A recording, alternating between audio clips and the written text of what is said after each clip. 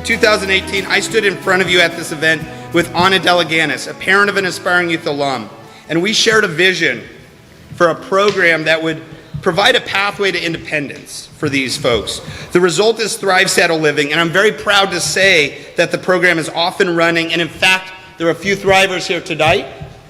Can we give it up? Right there we are. And I'll share more about Thrive later in the evening. In our programs, we believe that it's not our job to make community, but simply to be a catalyst. Parents sometimes thank me for the work they do, but it's really the other way around. I should be thanking you, because working with your kids and seeing your devotion to your kids has been truly life-changing for me. Our first presenters this evening, by the way, it's going to be an incredible evening. Get ready to have your mind blown, okay? Our first presenters this evening are Tracy and John Snyder. They've added so much to this city. Without this family from Wisconsin, we have never been able to behold a victorious Marshawn Lynch on top of a large vehicle with a hand drum going down First Avenue and filling this Seattle with joy. And more close to home, they have also helped our local autism community immensely through Ben's Fund. No relation, by the way, but it is a good name. Over the years, Ben's Fund has helped thousands of youth through direct grants to families. Folks, I give you John and Tracy Snyder. Thank you, Ben, and welcome everyone to Neurodiverse Northwest 2022. We're sorry we can't be with you tonight, but we're happy to be here with you via video and via spirit, and hoping you guys have a great night tonight, and just happy the autism community is getting back together again and figuring out everything we can do to support our kiddos and young adults in the autism population. So thanks for having us. Absolutely, and stronger together, right? So, you know, being part of the Seattle Seahawks and a strong football organization, just, you know, everything we can do together, we're going to be better and stronger than we ever could be. And everybody needs to be working together and chipping in, and we're super excited for everybody being there tonight. And like Tracy said, we're sorry we can't be there, but enjoy. There's so many great things about the autism community in Seattle. I think we really do a great job of working together and collaborating and having the best interest at heart. And that interest is creating that strength and that support for our kids with autism, or young adults with autism, and understanding those transitions between the two. So I applaud our autism community and invite you guys to keep it going, and to let this night spearhead us off again on getting together and really figuring out what we can do to help this population and to help them be everything that they can be. So thanks again for having us tonight, and we wish you guys all the best.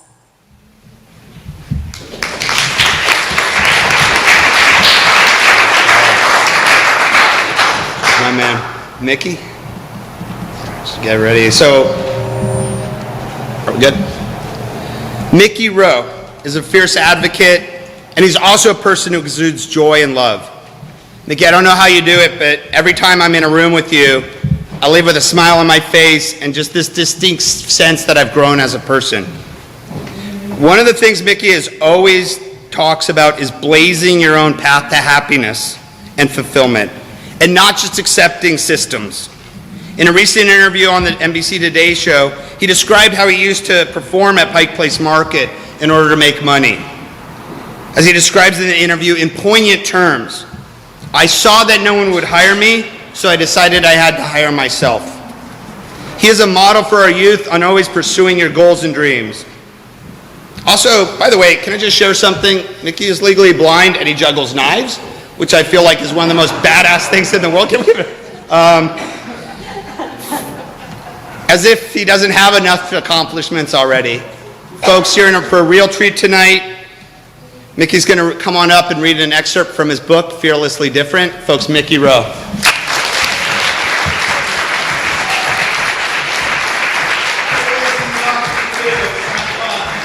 That's what it looks like. Thank you so much. Oh my goodness, it is such a huge, huge honor to be here tonight.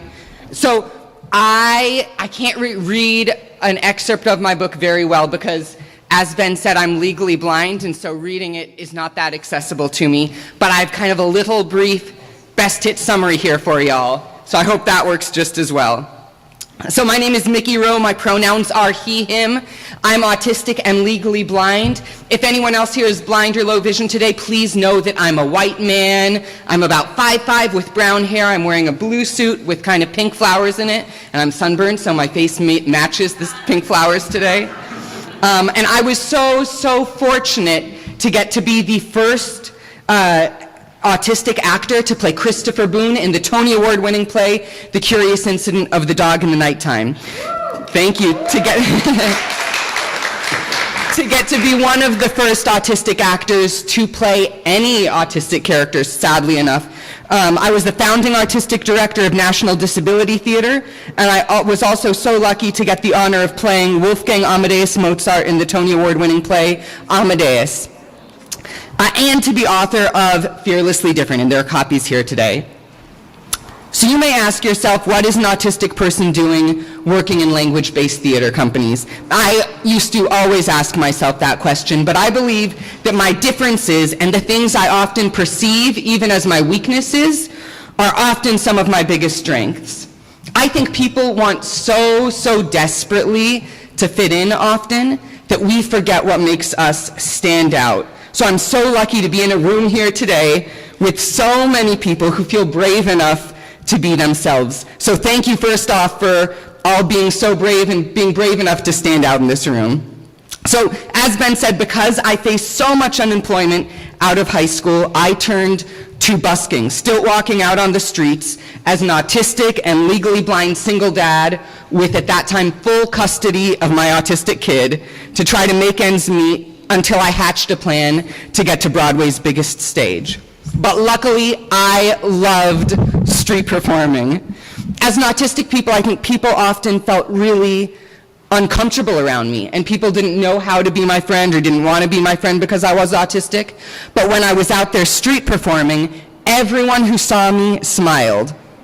But I quickly realized that I needed to dream bigger than the streets, so I turned to the only show on Broadway with an autistic lead character, Christopher Boone in The Curious Incident of the Dog in the Nighttime, which had never been played by an autistic actor before.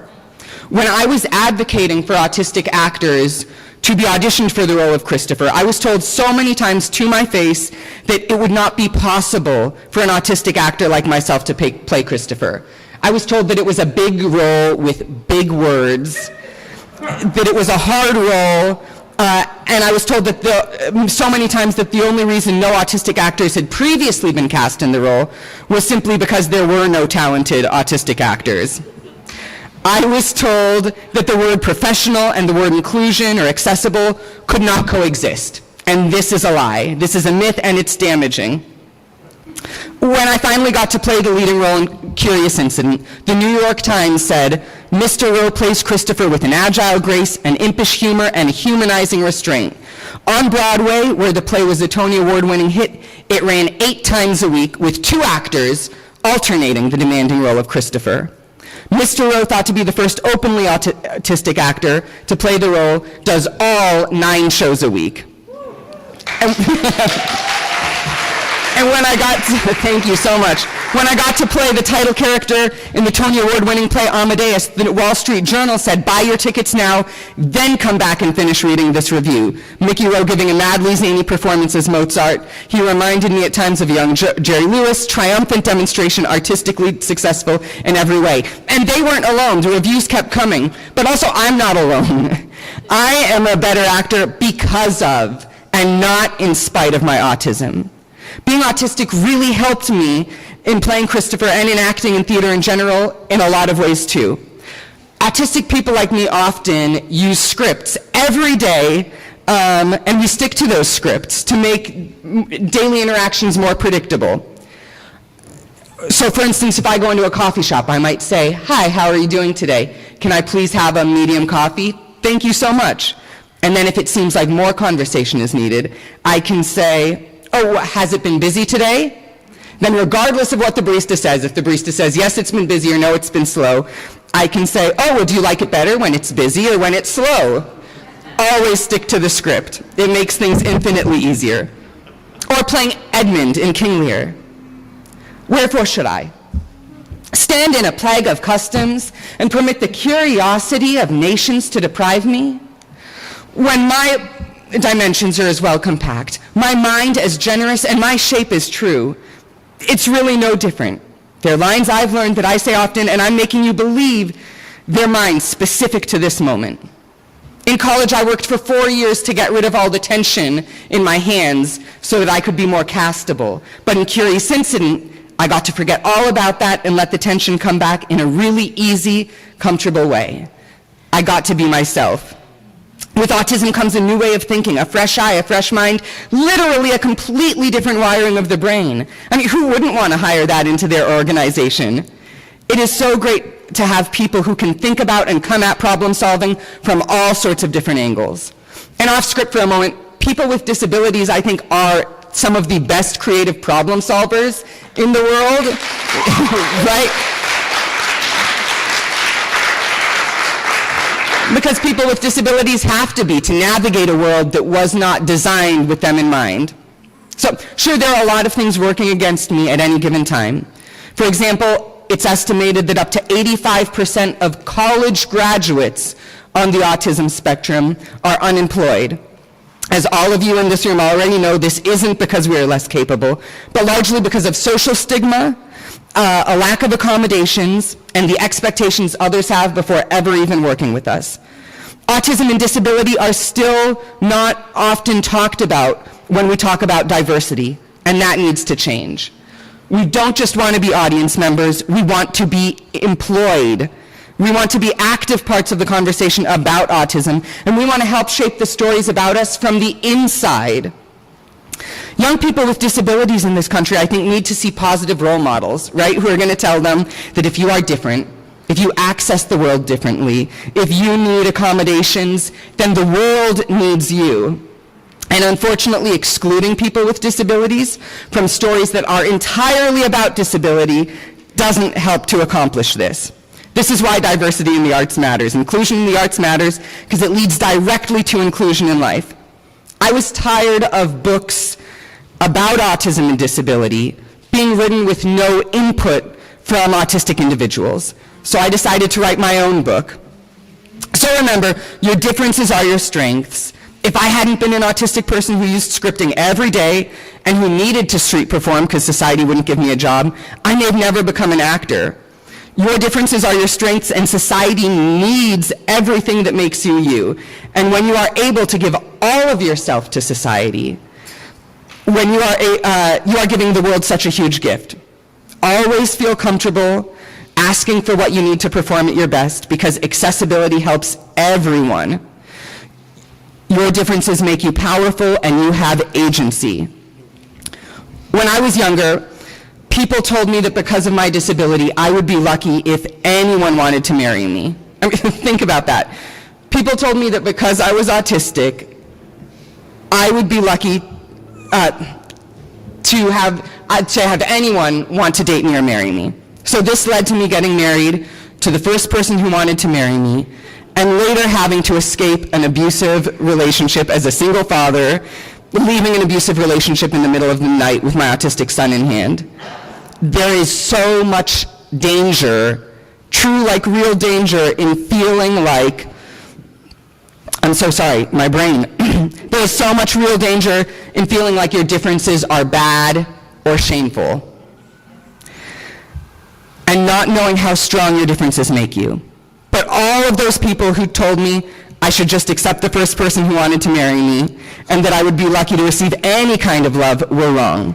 Disabled people are powerful, autistic and disabled people are awesome and sexy, and I'm now married to my beautiful wife, Helen. We have 4 kids in a blended family. We're like a Brady Bunch for the 21st century.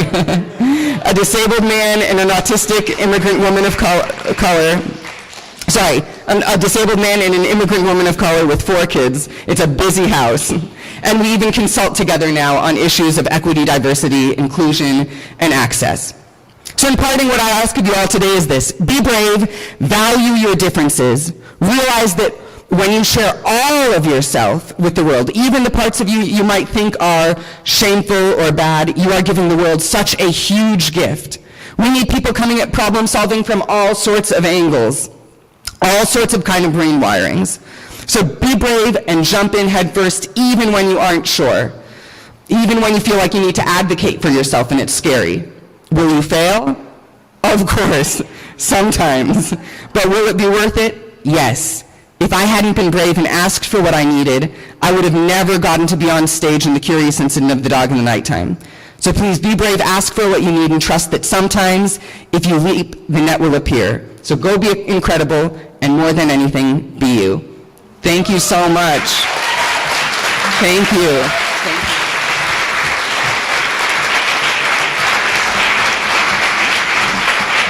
Mickey Rowe, everyone. Mickey Rowe. I'm fortunate and blessed now to introduce a really wonderful person, PJAU. She's an amazing young person. She graduated from Aviation High School here locally, an accomplished actor, model, singer-songwriter, and most of all, activist. She lives with her husband, George, who is awesome, and she was also a really great nanny. About a year ago, Ruth Wilson introduced me to PJ. Since then, PJ has joined the Thursday night Delphi online group that I run and has been a huge supporter of the other group members. It was immediately clear what a great impact she had on them, how overjoyed they were to see her going out into the world, doing incredible things, and connecting with them every single day and caring and asking questions. I think like her more than me, but that's fine. I'm not jealous. More recently, PJ also assisted with the concept development and social media strategy for In the Loop Cafe, a really great community space in the Lake City building that we are working on. Big things lie ahead for PJ. She will be soon launching the Northwest Alliance for Autism-Centered Providers, a network of neurodivergent trainers that will help clinics, schools, and organizations to hone their lens and learn from lived experience trainers. You just heard Mickey, and later you're going to hear from Medina. Those are just two of the incredible trainers who will be affiliated with the Alliance. I like to say the Alliance is smashing the Death Star of ableism, one joyful training at a time, for any Star Wars fans out there.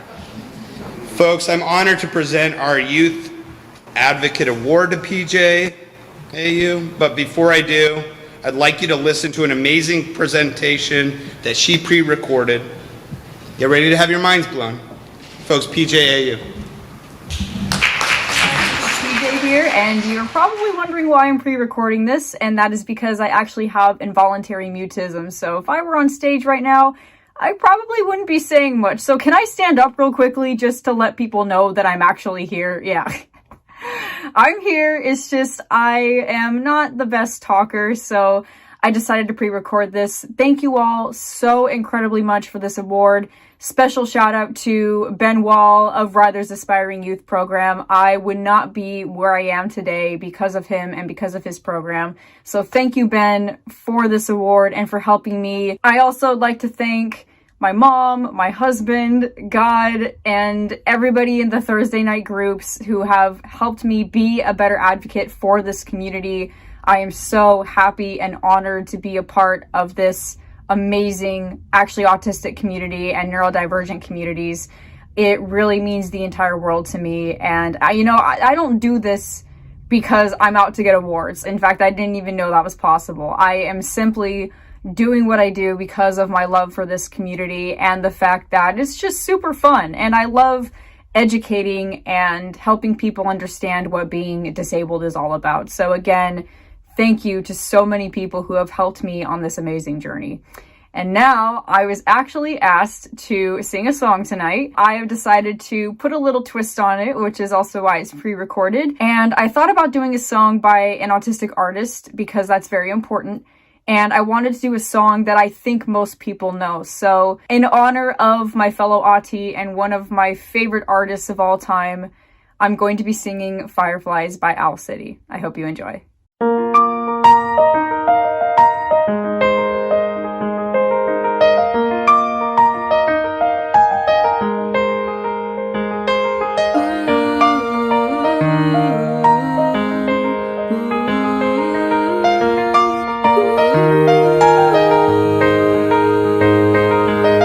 You would not believe your eyes if 10 million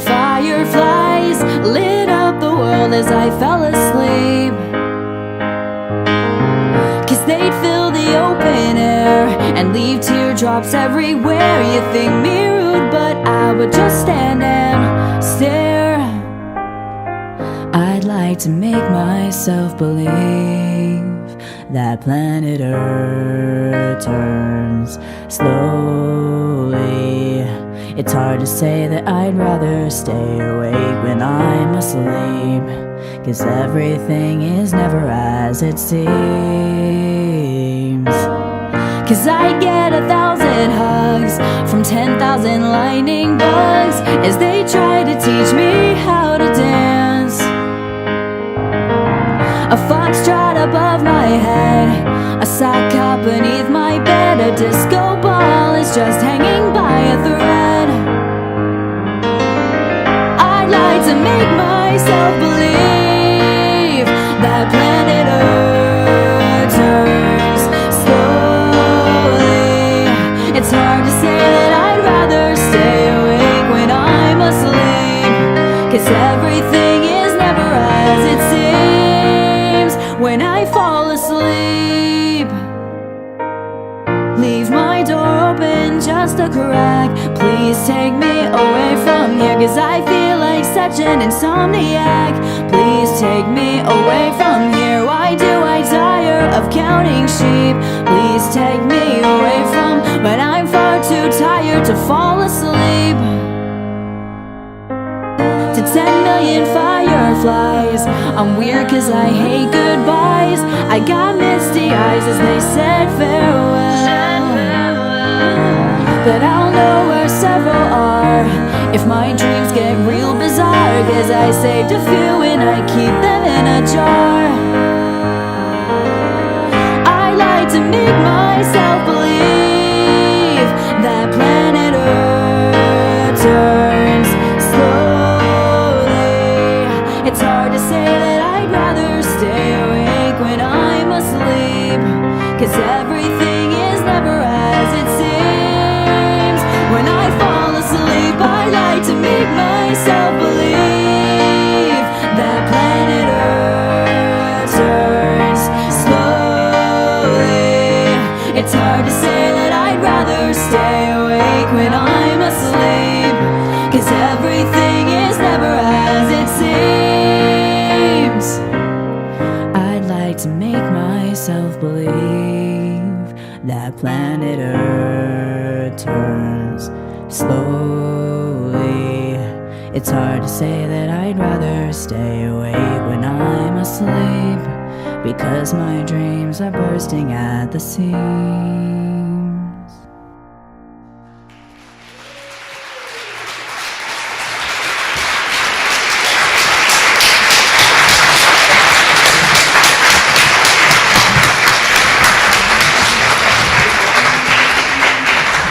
The award we'll be giving, I'll give it to you in a second, but this was made by another member of the group and represents intersectional justice. SJ, you're on. SJ. We're going to introduce SJ real quick. In a moment, you're going to meet Eric Pettigrew. Just want you to meet SJ really quick. You're going to be seeing her in a moment with her auction. She wants to say hi. She's going to be having a lot of fun with you in her second. Got some issues with the mic, so excuse me. I was the person who caused the big kerfluffle with the speaker. It is an honor to be here. My name's SJ Mackay. I'm a local auctioneer, and when I came on board with Ben and Steffi and the whole crew, I was just thrilled. And you know why I'm thrilled? Because I have the honor of helping to make a difference in this world. And when I hear Mickey and PJ, when they come up and they share with us their experience, you can't help but be inspired. And I just feel honored to be able to continue that inspiration. So that's what we're going to be doing here tonight. And we've got some folks at home who couldn't be here and they're live streaming, so let's let them know that we know they're there. Let's go ahead and cheer and let them know that we're psyched to be here and we know they're there.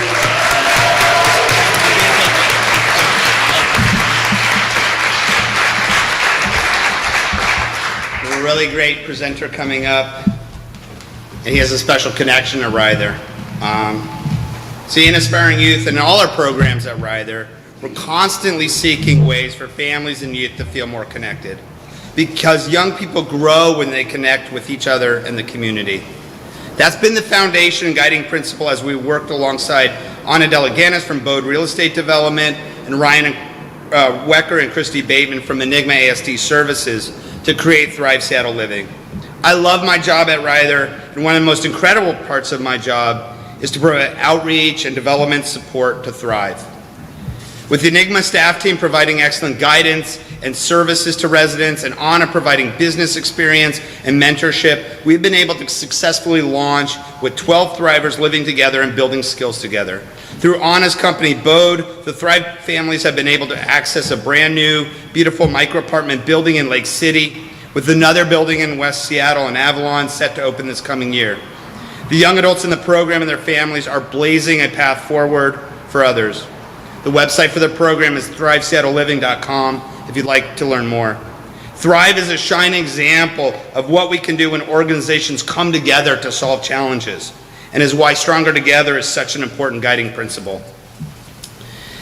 Eric Pettigrew's got a special relationship to Ryther. First of all, he's my state rep, Rainier Beach, and I first met him at a Ryther luncheon many years ago. You're going to find out his special connection. He's a wonderful person. He's a former state representative of the House of Washington Representatives and is now the VP of Government Relations and Outreach for the Seattle Kraken. Folks, I give you Eric Pettigrew.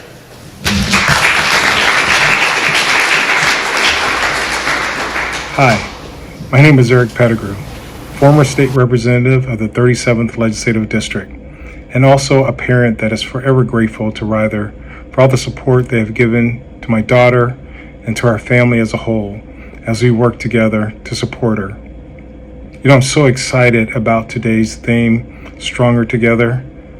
It means so much to me on a couple levels.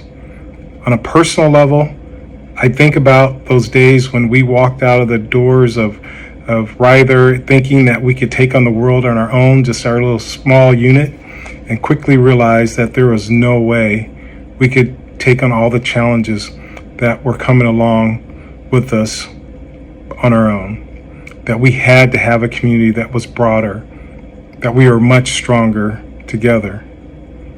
As an advocate for child welfare, it was almost impossible to get other legislators to understand how important it is to have the services that Ryther provided. The only way we could do it was to be able to give them a chance to actually experience it.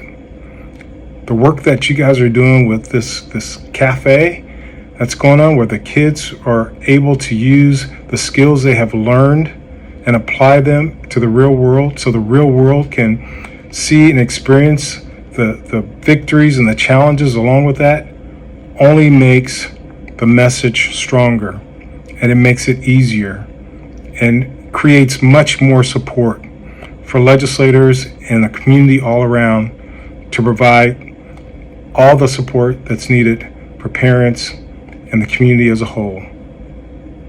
Thank you so much to Ryther for all the work that you continue to do, the innovation, the edge pushing that you go, just pushing the envelope to move forward.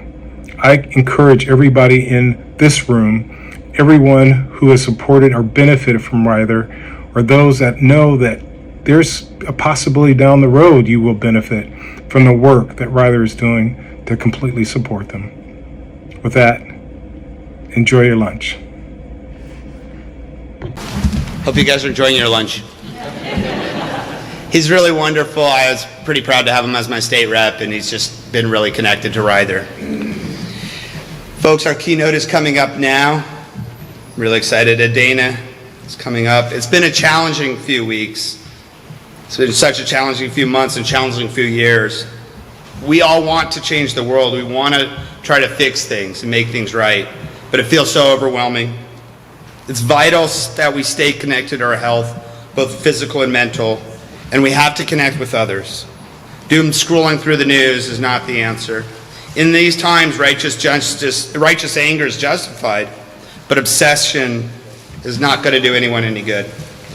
I don't have the answers on how to maintain a commitment to social justice that does not also completely overwhelm. Like you, I'm still trying to figure that out. But I look to people like Adana, I look to people like Mickey, I look to people like PJ as my guide. One thing that I know is that we can create change in this little corner of the world, the Seattle autism community, and perhaps we can extend that outward. At the very least, it can keep us from being paralyzed and overwhelmed. But to truly do that, we have to be constantly striving to lift up the entire autism community here. We have to push back against systems that constantly message to parents that resources are so scarce that they have to fight, that they risk their own child's resources, services, if they advocate for others. Parents have heard, if we let your kid do that, we'd have to do it for everyone, or funding's very tight. Lawyers are involved, people are fighting over scraps, and that's not okay. The system pushes down in that way, and we can't accept that. By coming here this evening, you're actually taking the first step. You're connecting with people who get it, you're creating community, you're creating movement and coalition. And I hope we can take positive steps forward from that. Our keynote speaker this evening is Adana Protonentis. Adana comes to this work as a disabled, mixed-race black mother raising disabled kids. It is this life experience that gives Adana unique insight into the ways that racism, sexism, and other systems of oppression interact with and reinforce each other. That is what drives Adana's passion for inclusive movement building towards shared liberation. She is the co-owner and director of Kindred Leaders. She's the chair of Equity and Governance Committee of the Washington State Disabilities Council. She's a wonderful parent. Friends, I give you Adana Protonentis.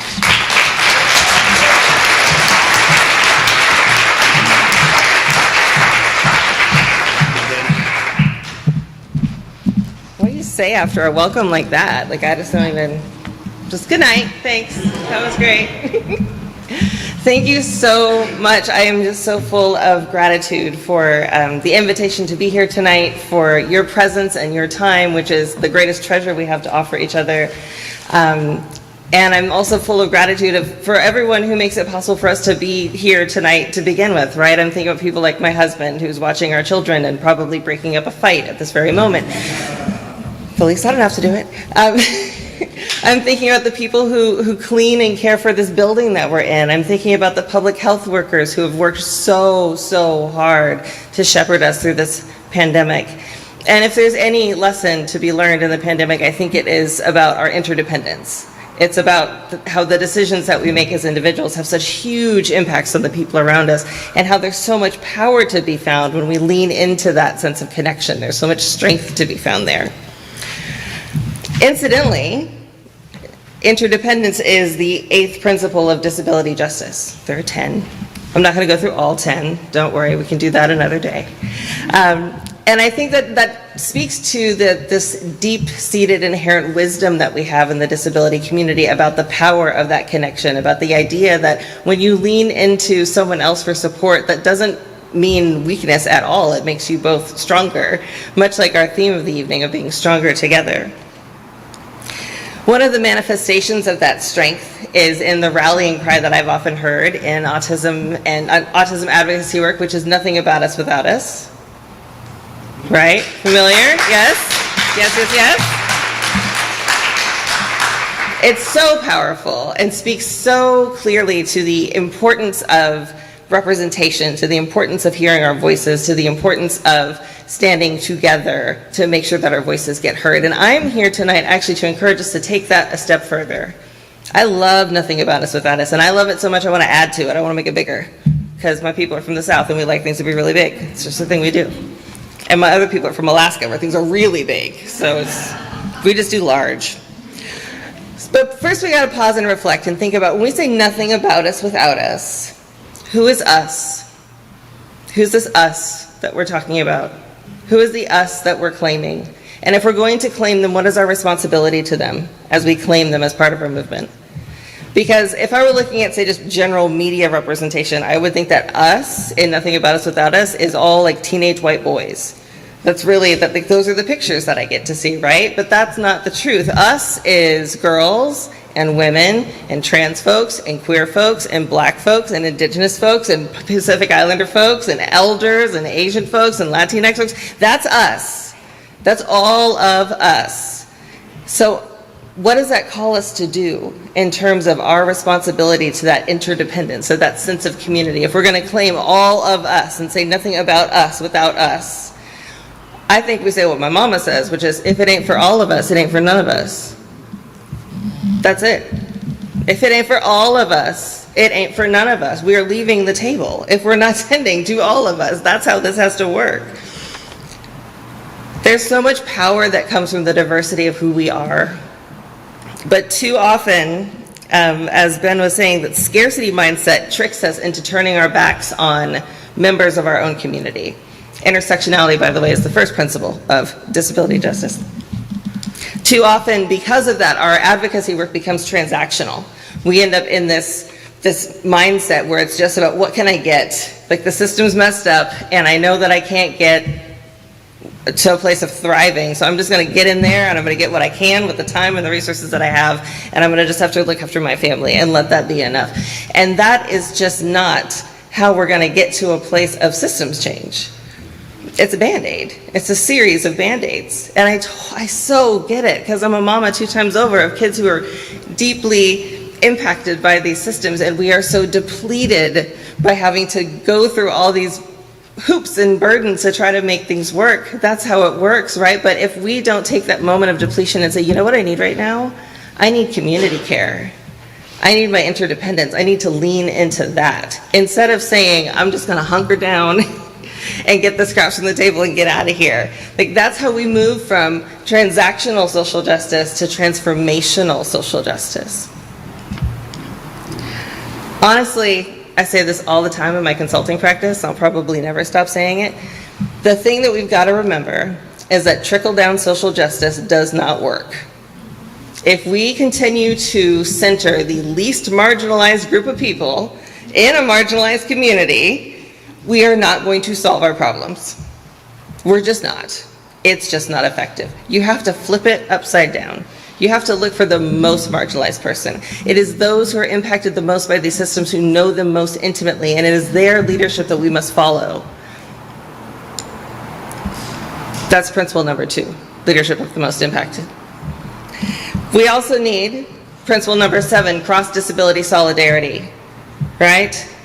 Oh my goodness, like, because our community is so complex and it's so nuanced, and so that makes it vulnerable to fracture and vulnerable to silos, and it is so critical that we be really thoughtful about ways that we're engaging across different disabilities and diagnoses. Principle 7. And then principle number 4, cross-movement organizing, right? That our anti-ableism work is tied up in anti-racism work, is tied up in anti-homophobia work, is tied up in anti-poverty work. It's all connected, right? We can't just dismantle part of a system and be like, done.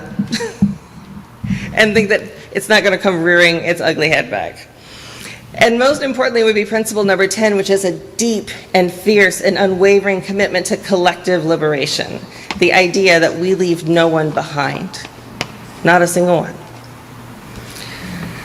So we can't just stop at nothing about us without us. I'm pushing us further. I want, if it ain't for all of us, it ain't for none of us. Just like my mom would say. Can I actually, let's do a call and response moment. If it ain't for all of us, it ain't for none of us. If it ain't for all of us, it ain't for none of us. Thank you. I am not interested in education for my kid at the expense of yours. I am not interested in healthcare for me at the expense of you. I am not interested in a government that represents some of our people and not all of them. No, thank you. It ain't for all of us, so it ain't for none of us. I want systems change for all of us. I am committed to the idea that if it doesn't work for all of us, it just doesn't work, period. We haven't found the solution yet. If we haven't found the solution that works for the most marginalized person, then we're not done. Our work's not complete yet. This is one of those times where I want to lean into the wisdom of elders from my community, the Black community, who often say we have to lift as we climb. We've got to bring folks with us. When you're the one who gets invited to that high-stakes meeting at the school district or whatever that might be, and you notice that there are no people of color on the invite list, you're like, guess what, I'm going to bring some for you. You're welcome. When you notice that there are no girls and no trans folks in the advertising campaign for this local who knows what business, you're like, hey, I'm just going to knock on the door and say, I think you missed some people. I would just like you to notice that you missed some people. And I know where you can find them. I will help you. That pipeline problem That's a myth. We're going to debunk that. Stronger together honestly just means that we show up. That's it. We show up for each other, with each other. And one of the most powerful examples that I've ever seen of this was from the 504 sit-ins in 1973. Yeah, I'm seeing some nods. Yeah, this was so badass. There were 120 disability rights activists who took over the U.S. Department of Health, Education, and Welfare building in San Francisco and held it hostage because they wanted Section 504 of the Rehabilitation Act to finally be enforceable. And federal government didn't like that very much. They got a little salty, turned off the power, turned off the water.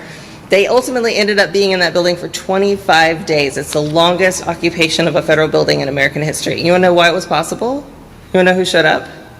The Black Panthers. The Black Panthers showed up every single day with hot meals and clean water and fresh meds. Every day. Because that's how we get free. By showing up. Stronger together to me means just boundless possibility. Stronger together means when you're told, if we give that to you, then everybody's going to want it. There's not enough to go around. We say, oh yeah, says who? Says who? Prove it. Stronger to me means transformation. It means building a system that works for all of us. Because if it don't work for all of us, it don't work for none of us. Thank you so much.